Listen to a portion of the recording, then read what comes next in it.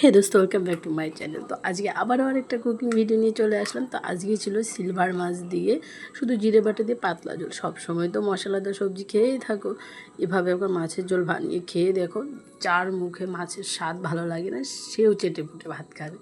তো প্রথমে আমি মাছগুলোকে হলুদ, লবণ আর একটু কাঁচা সর্ষের তেল দিয়ে ম্যারিনেট করে রেখেছিলাম আধা ঘন্টার মতো। তারপর কড়াই তেল গরম করে সেই ম্যারিনেট করা মাছগুলো দিয়ে ভালো করে উল্টে পাল্টে ভেজে নিই। আমি তো এরকমটাও ভাজিনি, হালকা একটু উল্টে পাল্টে ভেজে নিয়েছিলাম। তারপর সেই তেলে একটু কালো জিরে ফোড়ন দিয়ে সেখানে শুধু জিরে বাটা আর কাঁচা লঙ্কা বাটা, এটা একান্তই কাঁচা লঙ্কা বাটা দিয়ে রান্না করতে হবে, শুকনো লঙ্কার বাটা রান্নার টেস্ট ভালো হবে না। তারপর আমি কিছু কাঁচা লঙ্কা দিয়ে দিয়েছিলাম, তারপর হলুদ দিয়েছিলাম, হলুদ দিয়ে হালকা লবণ দিয়ে আমি ভালোভাবে মশলাটাকে কষিয়ে নিয়ে মশলা থেকে যখন তেল ছেড়ে দেবে তখন পরিমাণ মতো জল দিয়ে জলটিকে ভালোভাবে ফুটিয়ে নিয়ে ভেজে রাখা মাছগুলো দিয়ে আবারও কিছুক্ষণ ফুটিয়ে নামিয়ে নিলে রেডি আমাদের জিরে বাটা দিয়ে মাছের ঝোল।